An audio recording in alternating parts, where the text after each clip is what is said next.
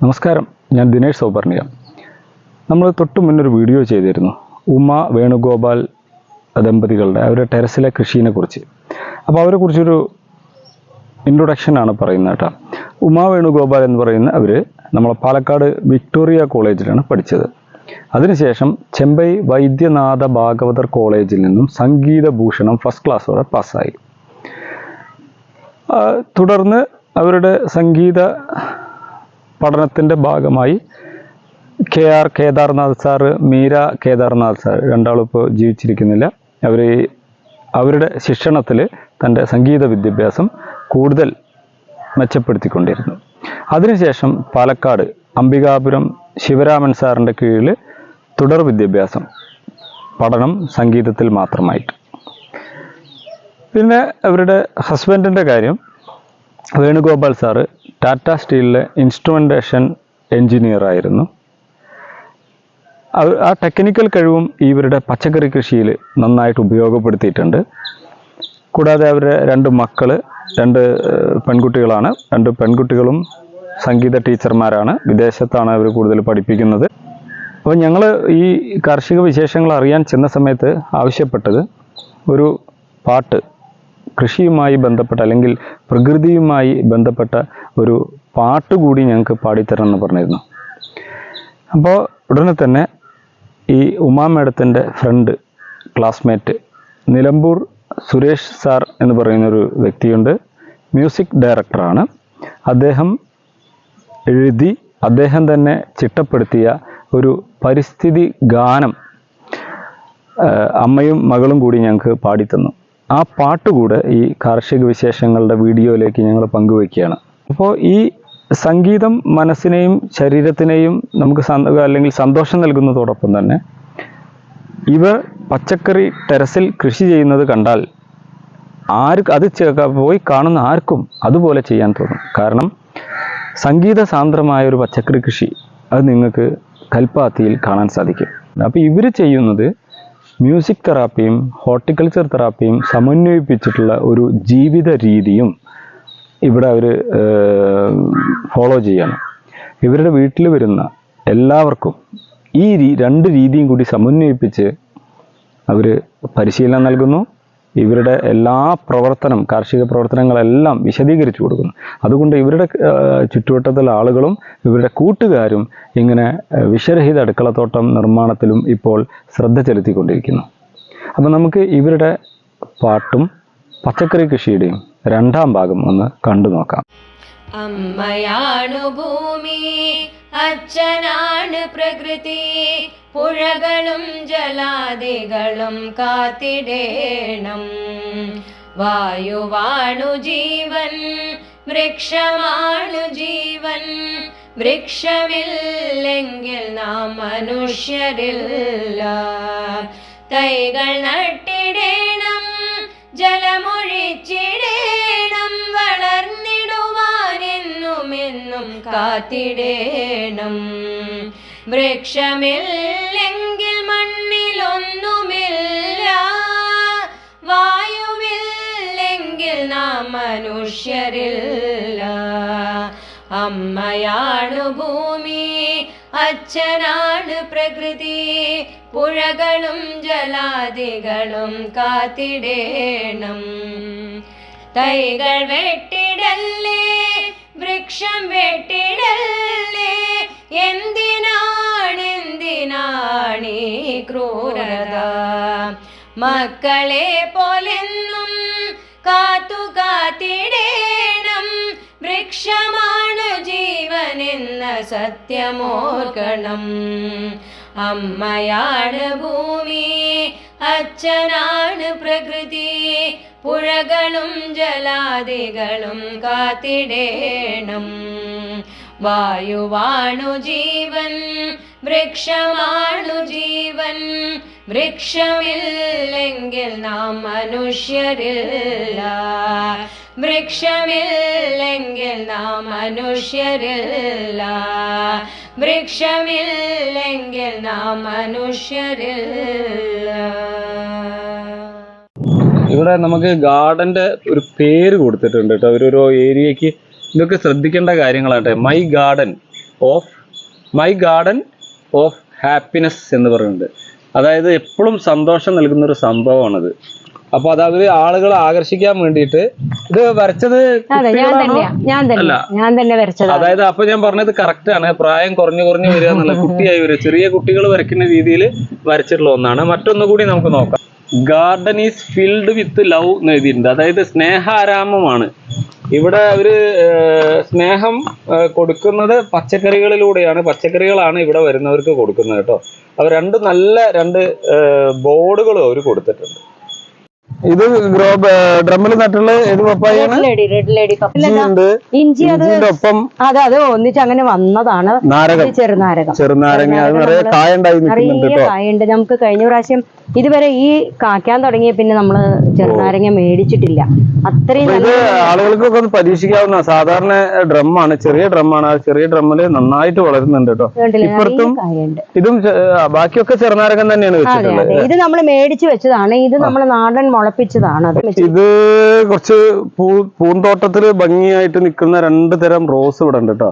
ഇതിന്റെ ആ ഭംഗി നോക്കുക, ഇതിന്റെ കളറ് നല്ല ഭംഗിയുള്ള കളറുകളാ. ഒന്ന് റോസ്, ചെറിയ പനിനീർ പൂവിന്റെ തന്നെ വേറൊരു കളർ, നല്ല മണമുള്ള റോസ്. ഇതും ഈ നമ്മളെ ഈ ഉദ്യാനത്തിന് മാറ്റുകൂട്ടുന്ന കാര്യം കേട്ടോ. ഇത് സീതപ്പഴം അല്ലേ? സീതപ്പഴം കളറിലുള്ളതാ. ഓ അത് നമ്മളെ മാർക്കറ്റിൽ വരുന്ന പച്ച കളർ അല്ല, പർപ്പിൾ. ഇത് കൂർക്ക. പിന്നെ നമ്മളെ അനാറ് ഉണ്ട്. അനാറും ഡ്രമ്മിൽ ഇരിക്കുന്നത്. അത് കായ്ക്കുന്നുണ്ടല്ലോ അല്ലെ? കഴിഞ്ഞ പ്രാവശ്യം കുറെ കാച്ചു, പക്ഷെ അണ്ണാൻ നിറയെ കൊണ്ടുപോയി. കിളികളും തിന്നട്ടെ. പിന്നെ പേരക്ക, ചാമ്പ, എല്ലാ സാധനവും. ചാമ്പ ഡ്രമ്മിലുള്ളതിന് തന്നെ കായ വന്നിട്ടുണ്ട്. ഇത് വലിയ ചാമ്പ അല്ലെ? വലിയ ചാമ്പ. പിന്നെ പൂച്ചെടികൾ, എല്ലാ സാധനങ്ങളും ഉണ്ട്. ഇപ്പുറത്ത് നമ്മളേതാ എന്താ പറയാ, കുറ്റിയമരയാണ്. കുറ്റിയമര വലിയ അധികം പടരാതെ എങ്ങനെ തന്നെ നിൽക്കും. നല്ല പൂവിട്ട് നിൽക്കുന്നുണ്ട്. കായുണ്ട്. ഒരു വീട്ടിലേക്ക് ആവശ്യമുള്ള സാധനങ്ങൾ വെക്കും. ഇനി ഞാൻ പറഞ്ഞില്ലേ, ഇതിന്റെ ഇടയിലൊക്കെ അറിഞ്ഞുകൊണ്ട് തന്നെ വെച്ചതാണ് കേട്ടോ പൂച്ചെടികള് പച്ചക്കറിയുടെ ഇടയിൽ വെച്ച് കഴിഞ്ഞാൽ പരാഗണം നടക്കാൻ വളരെ സഹായകരമായ കാര്യങ്ങളാണ്. ഇത് നമ്മളുടെ എന്താ വെച്ചാൽ ഇത് തെച്ചി, അത് മറ്റേ ഈ കല്യാണി എന്ന് പറയില്ലേ, എന്താ പറയാ അതിന്, എന്താ കല്യാണമാലയിൽ. അതെ ആ വെളുത്ത പൂവ്. വെളുത്ത വൈകുന്നേരം ആകുമ്പോ നല്ല മണ്ണാണ് പൂത്ത് കഴിഞ്ഞാൽ. കദംബം. അതെ കദംബം. ഇതാണ് നമ്മളെ കല്യാണമാല അല്ലേ, വലിയ വെള്ളമാല. മുല്ലപ്പൂവിന്റെ അല്ല പറഞ്ഞ്, കല്യാണമാലയായിട്ട് ഉപയോഗിക്കുന്ന, അതിലുപയോഗിക്കുന്ന കദംബം എന്ന് പറഞ്ഞ സാധനം. നല്ല മണമുള്ള ഒരു ഇതാണ്, ചെടിയാണ് കേട്ടോ. ഇത് നമ്മള് ഞൊട്ടാഞ്ഞൊടി എന്ന് പറഞ്ഞ ഇതും ഉപയോഗിക്കില്ലേ? ഇത് പഴുത്ത് കഴിഞ്ഞാൽ ഇത് നല്ല ടേസ്റ്റ് ആണ്. ഞൊട്ടാഞ്ഞൊടി എന്ന് പറഞ്ഞ സാധനം ഇതിപ്പോ മാർക്കറ്റിൽ നല്ല വിലക്ക് വിൽക്കുന്ന ഒരു സാധനമാണ് കേട്ടോ. ഇതിപ്പോ എല്ലാരും വളർത്തുകയാണ്. നമ്മളെ പറമ്പിലുള്ള ഒരു കളയായിട്ടുണ്ടായിരുന്ന സാധനമാണ് ഞൊട്ടാഞ്ഞൊടി എന്ന് പറഞ്ഞാൽ. ഇത് കാവത്ത്. എന്താന്ന് വെച്ചാൽ സാധാരണ നമ്മൾ ജനുവരിയിൽ ഈ തിരുവാതിരക്കാണ് ഈ കൂടുതലും ഇത് എടുക്കുക. അപ്പൊ ഇപ്പൊ ഇട്ട് കഴിഞ്ഞാൽ നമ്മൾ ജനുവരി ആകുമ്പോഴേക്കും കിട്ടും. നമുക്ക് ആവശ്യമുള്ളത് കുറ്റി മുറിച്ച സാധനം എന്താ ഇത് ആക്ച്വലി ഇത് നമ്മളെ ചെന്നൈയിലൊക്കെ പറയണത് പൊന്നാങ്കണ്ണി ചീര. ഇതിനെയാണ് ഇങ്ങനത്തെ ഇലയിലാണ് പൊന്നാങ്കണ്ണി ചീര.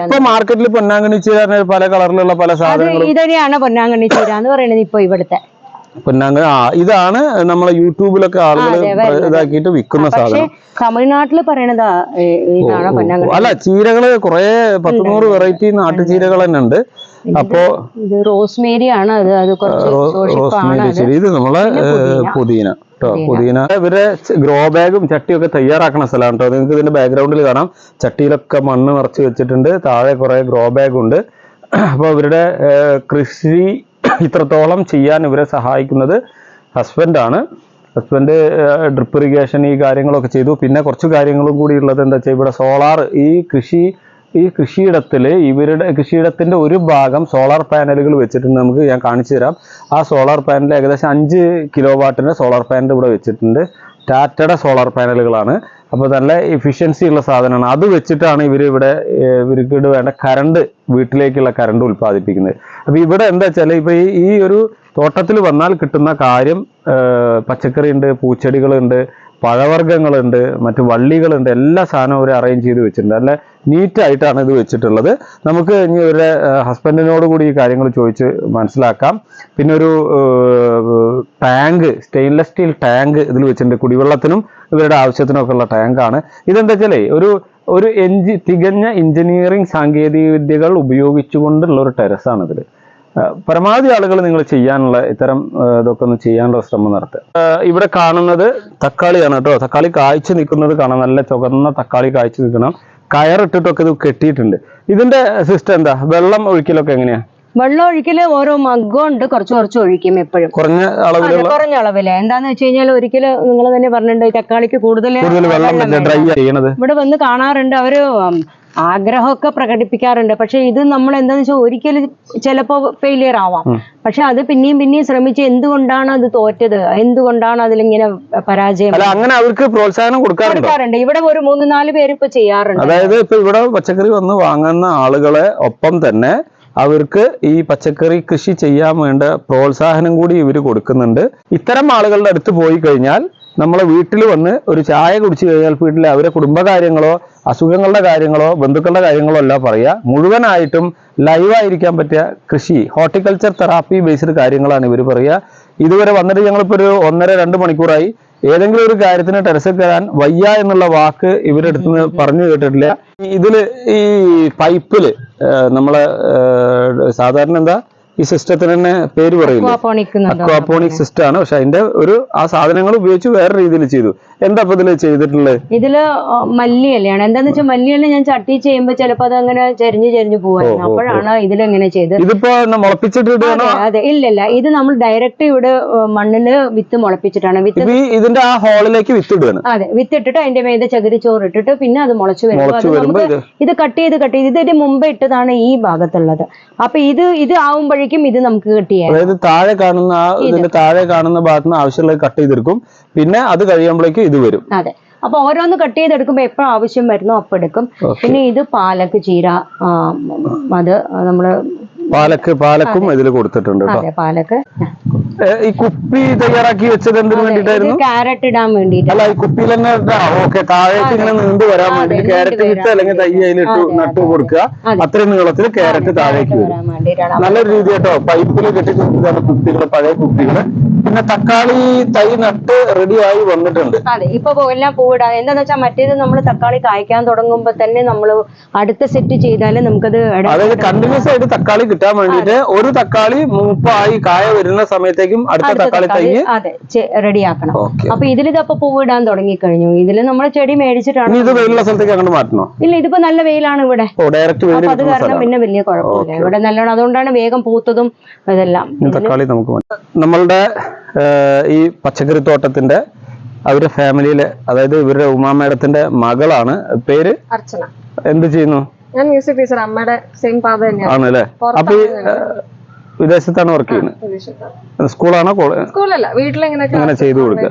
അല്ല, ഈ മ്യൂസിക് ക്ലാസ്സുകൾ കുട്ടികളെ പഠിപ്പിച്ച് അല്ലെങ്കിൽ അവർക്ക് ഇത് പറഞ്ഞു കൊടുക്കുമ്പോൾ നമുക്ക് ഈ നോർമൽ ഒരു ടീച്ചിങ്ങിന്റെ രീതിയിൽ നിന്ന് വേറെ സബ്ജക്ട് എടുക്കുമ്പോൾ, വേറെ മാത്സ് ആയാലും അല്ലെങ്കിൽ മലയാളം ആയാലും വേറെ സബ്ജക്ട്, ഈ മ്യൂസിക് ഇത് പഠിപ്പിക്കുമ്പോൾ നമുക്ക് അതിൽ നിന്ന് വ്യത്യാസമായിട്ട് എന്തെങ്കിലും സന്തോഷം ഫീൽ ചെയ്യുന്നുണ്ടോ നമ്മൾ പഠിപ്പിക്കുമ്പോൾ?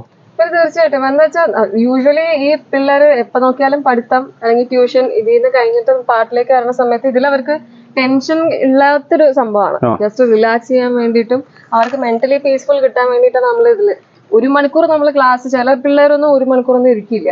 ഇപ്പൊ ഫുൾ ടൈം നമ്മൾ പാട്ടിനെ കുറിച്ച് മാത്രമല്ല അവർക്ക് സ്കൂളിൽ പറയണത്, അവരുടെ ഫ്രണ്ട്സിന്റെ അടുത്ത് സംസാരിക്കുന്ന പോലെ തന്നെയാണ് ഞങ്ങൾ എപ്പോഴും വേറിട്ട രീതിയിലുള്ള പഠിപ്പിക്കലാണ് ചെയ്യുന്നത്. പാട്ട് മാത്രം എന്താ വെച്ചാൽ 1 മണിക്കൂറൊന്നും തന്നെ ചെറുപ്പത്തിലുള്ള സമയത്ത് ഇരിക്കാറില്ല. ഒരു 15 മിനിറ്റ്സ്. അപ്പൊ നമുക്ക് ബ്രേക്ക് എടുത്ത് അതുപോലെയാണ് ക്ലാസ് എടുക്കാറുള്ള പതിവ്. അപ്പൊ ഈ കുട്ടികളിൽ ചേഞ്ച് വരുത്താൻ നിങ്ങളുടെ, അതായത് വെറും പാട്ട് പഠിപ്പിക്കലല്ല, അവരുടെ ഉള്ളിലേക്ക് ഇറങ്ങി ചെന്നിട്ട് അവരുടെ കാര്യങ്ങൾ അന്വേഷിച്ചിട്ട് അവരുടെ തമാശകളെ കുട്ടികളോടൊപ്പം ഒക്കെ ഇരുന്ന് കൊണ്ട് ഒരു രീതി ചെയ്യുന്നു. അപ്പൊ ആ രീതിയിൽ തന്നെ ഇപ്പൊ ഇവിടെ ടെറസിലേക്ക് അമ്മ ഈ കൃഷി ചെയ്യുന്നുണ്ട്. അമ്മയുടെ കുറച്ച് കൃഷി അറിവുകളൊക്കെ കിട്ടിയിട്ടുണ്ടാവും തോന്നുന്നു. അമ്മ പറഞ്ഞു അമ്മയുടെ കൃഷി ആവശ്യങ്ങൾക്കുള്ള സാധനങ്ങൾ എത്തിച്ചു തരാനൊക്കെ നിങ്ങൾ വളരെ താല്പര്യം കാണിക്കുന്ന ആളുകളാണ്, ഇതിൽ സഹായിക്കുന്നുണ്ട് എന്ന് പറഞ്ഞു.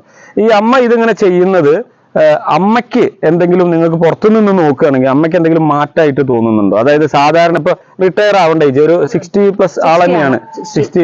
അപ്പൊ ആ ലെവലിലുള്ള ഒരാൾ പറഞ്ഞാൽ സാറ് വീട്ടമ്മ പറഞ്ഞ സീരിയലും കണ്ട് അവിടെ ഒതുങ്ങിക്കുക, അല്ലെങ്കിൽ കുറച്ചു നേരം പേപ്പർ വായിക്കുക, TV സീരിയൽ കാണുക, അതൊക്കെയാണ്. അതിൽ നിന്ന് ഏകദേശം ഒരു ഡേയുടെ ഒരു 70% സമയവും ഈ ടെറസിലേക്ക് വന്നിട്ട് അച്ഛനായാലും അമ്മയായാലും ഇത് ചെയ്യുന്നു. അപ്പൊ അമ്മയ്ക്ക് അതിന് എന്തെങ്കിലും വേറെ സന്തോഷം ഫീൽ ചെയ്യാനായിട്ട് തോന്നിയിട്ടുണ്ടോ? തീർച്ചയായിട്ടും. എന്താ വെച്ചാൽ ഞങ്ങളിപ്പോ വീട്ടില് താഴെ ഇവര് താമസിക്കുന്നതിനെക്കാട്ടിലും കൂടുതൽ സമയം ഇവര് മുകളിലാണ് സ്പെൻഡ് ചെയ്യുക. പണ്ട് തൊട്ടേ അങ്ങനെയാണ്. ഇപ്പൊ വൈകുന്നേരം ഇൻ കേസ് ലൈറ്റ് ഇല്ലെങ്കിൽ പോലും അതിനുള്ള സംവിധാനങ്ങളൊക്കെ ഇവര് ചെയ്തു വെച്ചിട്ടുണ്ട്. മാക്സിമം ടൈം ഒരു 10-10:30 വരെയൊക്കെ ഇവര് മുകളിൽ പണി ചെയ്ത് ഞാൻ കണ്ടിട്ടുണ്ട്.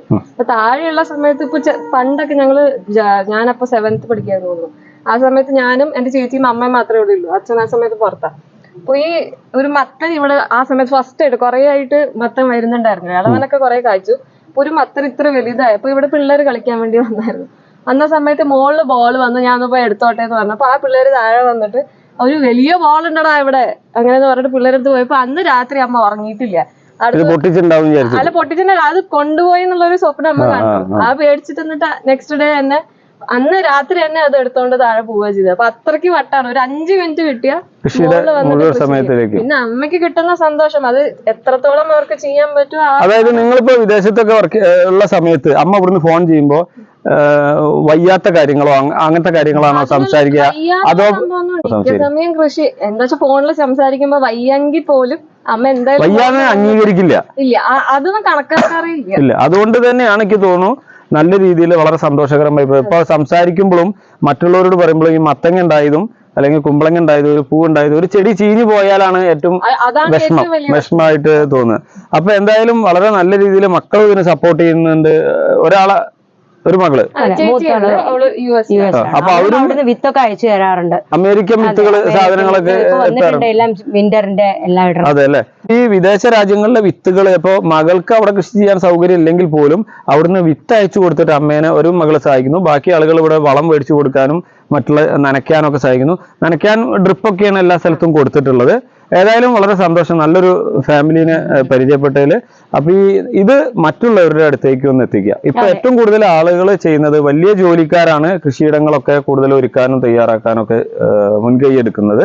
അപ്പൊ നല്ലൊരു ഫാമിലിയെ പരിചയപ്പെട്ടു, വളരെ സന്തോഷം. ഇത് തുടരുക, മറ്റുള്ളവരിലേക്ക് ഇത് പ്രചരിപ്പിക്കുക. കാര്യം കൂടെ പറഞ്ഞത്, ഞങ്ങള് ഖത്തറിലുള്ളപ്പോ മോസ്റ്റ്ലി 1 മാസം അല്ലെങ്കിൽ 2 മാസത്തിലൊരിക്കൽ ആരെങ്കിലും ഇവിടെ നിന്ന് അങ്ങോട്ട് വരുന്നുണ്ടാവും. അല്ലെങ്കിൽ ഞങ്ങള് വന്നു പോകാറുണ്ട്. 3 മാസത്തിലൊരിക്കൽ എന്തായാലും വരും. അപ്പൊ ഇവിടുന്ന് ഈ ചീരയും ഈ ക്യാബേജും എന്തൊക്കെ ഉണ്ടാവും അതൊക്കെ ഇവിടുന്ന്. അതായത് ഒരാള് ഗൾഫിലേക്ക് വരുമ്പോ അയാളുടെ ലഗേജിന്റെ 30 കിലോ 40 കിലോ എന്ന് പറഞ്ഞാൽ മുഴുവനും പച്ചക്കറിയും സാധനങ്ങളും തന്നെ ആയിരിക്കും. അത് യൂസ് ചെയ്തിട്ട് എന്തായാലും 1 മാസത്തേക്കൊക്കെ ഞാൻ വേറെ ഒന്നും പുറത്തു നിന്ന് മേടിക്കാറ് തന്നെ ഇല്ല. ഇവിടുന്നാണ് മാക്സിമം. അതാ ടേസ്റ്റ് വാങ്ങുന്നതിനേക്കാൾ വ്യത്യാസമാണ് ആയിരിക്കും. എല്ലാ പച്ചക്കറി കഴിക്കുമ്പോഴും പച്ചക്കറി കഴിക്കുമ്പോഴും അറിയാം. അതേപോലെ കുക്ക് ചെയ്യുമ്പോൾ നമുക്ക് ഹാർഡ്ലി ഒരു 5 to 10 minutes മതി. പുറത്തിലത്തെ നമ്മള് ചില പയറൊക്കെ മേടിക്കും. അതായത് കെമിക്കൽ കൂടുതൽ ഉപയോഗിക്കുന്ന പച്ചക്കറിന്റെ സെല്ല് ഹാർഡാവുന്ന പറയും. അപ്പൊ ഇതാവുമ്പോൾ വളരെ സോഫ്റ്റ് ആയിരിക്കും. നമ്മൾ നാവിലിട്ടാൽ തന്നെ അലിഞ്ഞു പോണ ഒരു എഫക്റ്റ് ആയിരിക്കും. നമുക്ക് എന്താ വെച്ചാൽ മനസ്സ് ചെറുപ്പമാവുകയാണ് ചെയ്യുക. ഈ പാട്ടായാലും അല്ലെങ്കിൽ ഈ അതേപോലെ ഈ പച്ചക്കറി കൃഷി അല്ലെങ്കിൽ ഹോർട്ടിക്കൾച്ചർ സിസ്റ്റം ആയാലും നമുക്ക് ഓരോ കൊല്ലം കഴിയുന്തോറും വയസ്സ് ചെറുപ്പമായി വരിക എന്ന് പറയുന്നത് അത് തന്നെയാണ് വളരെ സന്തോഷം നൽകുന്ന ഒരു കാര്യം. എന്തായാലും ദിനേശ് ഇങ്ങനെ വന്നൊരു വീഡിയോ എടുത്തതിനും വളരെ സന്തോഷം. എന്താന്ന് വെച്ച് കഴിഞ്ഞാൽ ഇത് നമ്മൾക്ക് എന്താന്ന് വെച്ചാൽ ഇത് ആൾക്കാരിൽ എത്തിക്കുക, എന്ത് ചെയ്താൽ നമ്മളെ കൊണ്ട് ചെയ്യാൻ പറ്റും എന്നുള്ള ആ ഒരു ഞങ്ങളിപ്പോ ആ ഹോട്ടലിൽ പോയി ഇവിടേക്ക് വഴി ചോദിച്ചു. അപ്പൊ ആ കൃഷ്ണൻ എന്ന് പറഞ്ഞിട്ട് ഒരാളാണ് അതിന്റെ സ്വാമി. അവര് പറഞ്ഞത് ആ പച്ചക്കറി കൃഷി ഏറ്റവും കൂടുതൽ ചെയ്യണ ആ ചേച്ചി അല്ലേ എന്ന് ചോദിച്ചു. അപ്പൊ അവര് അറിഞ്ഞിട്ടുണ്ട്, കൂടുതൽ ഈ സംഭവം അറിഞ്ഞിട്ടുണ്ട്. അപ്പൊ അവരത് പറഞ്ഞപ്പോ ഞങ്ങൾ ഒരു വീഡിയോ അപ്പൊ അവര് പറയുന്നുണ്ട് ക്യാമറയും സാധനങ്ങളൊക്കെ ആയിട്ടുമാണ് വന്നിട്ടുള്ളതെന്ന് പറഞ്ഞു. അപ്പൊ എന്തായാലും നല്ലൊരു കാര്യമാണ് ഇവിടെ നടക്കുന്നത്. കൂടുതൽ ആളുകളുടെ അടുത്തേക്ക് എത്തിക്കാൻ ശ്രമിക്കുക. ഇവരുടെ ഫാമിലിയെ പറ്റി പറയുമ്പോൾ പ്രത്യേകം എടുത്തു പറയേണ്ട കാര്യമാണ് ഇവരുടെ മരുമക്കൾ കേട്ടോ. കാരണം എന്താ വെച്ചാൽ ഇവരുടെ വിത്ത് ഇപ്പൊ വിദേശ രാജ്യങ്ങളിലൊക്കെ കാണുന്ന വിവിധ കാലാവസ്ഥയിൽ വളരുന്ന പച്ചക്കറി അതിന്റെ വിത്തുകളൊക്കെ പറ്റി ഇവര് കൂട്ടായിരുന്ന് സംസാരിക്കുമ്പോൾ വിദേശ രാജ്യങ്ങളിൽ പ്രവർത്തിക്കുന്ന ഇവരുടെ മരുമക്കൾ തന്നെ അത് എല്ലാ തരത്തിലും എത്തിച്ചു കൊടുക്കാനുള്ള ഒരു സഹായം നൽകുന്നു. അതായത് ഒരു കൂട്ടായ പരിശ്രമം. ആ ഫാമിലി എന്ന് പറഞ്ഞാൽ സംഗീതവും പച്ചക്കറി കൃഷിയും കൂടിച്ചേർന്നിട്ടുള്ള ഒരു നല്ലൊരു ഫാമിലി. അപ്പോൾ ഇവരുടെ എല്ലാ കാര്യങ്ങളിലും എല്ലാവരുടെയും ഇൻവോൾവ്മെന്റ് ഉണ്ട്. ഞങ്ങൾക്ക് തന്നെ ഈ വീഡിയോ റെക്കോർഡ് ചെയ്യാനും ആ പാട്ട് റെക്കോർഡ് ചെയ്ത് ഞങ്ങൾക്ക് എത്തിച്ചു തരാനൊക്കെ സഹായിച്ച ആ സമയത്ത് അവിടെ ഉണ്ടായിരുന്ന ഒരു മരുമകൻ ശ്രീറാം ഞങ്ങൾ പ്രത്യേകം നന്ദി പറയാണ്. കാരണം എന്താ വെച്ചാല് ഇങ്ങനെ എല്ലാവരുടെയും കൂട്ടായ ഒരു പരിശ്രമം ഇല്ലാതെ ഇത്രയും വിപുലമായ രീതിയിൽ പച്ചക്കറി കൃഷിയും അതേപോലെ അതിനോടൊപ്പം തന്നെ സംഗീത ക്ലാസ്സുകളും നടത്തുന്നുണ്ട്. ഇതൊക്കെ നടത്താൻ വളരെ ബുദ്ധിമുട്ടായിരിക്കും. അപ്പോൾ ഈ ഫാമിലിയിൽ എല്ലാ എല്ലാവർക്കും, അവരുടെ ബന്ധുക്കളടക്കം എല്ലാവർക്കും ഞങ്ങളുടെ ആശംസകൾ നേരെയാണ്. എല്ലാവരും ഇതേപോലുള്ളൊരു ശ്രമം നടത്തി നിങ്ങളുടെ വീട്ടിലും വിഷരഹിത അടുക്കളത്തോട്ടം നിർമ്മിക്കാൻ ശ്രമിക്കുക. അതിനുള്ള സഹായത്തിന് ഓപ്പൺ അഗ്രികൾച്ചർ ടീം എന്ന കൂട്ടായ്മയുടെ സഹായം നിങ്ങൾക്കുണ്ടായിരിക്കും. താല്പര്യമുള്ള ആളുകൾ കോൺടാക്ട് ചെയ്തോളൂ കേട്ടോ.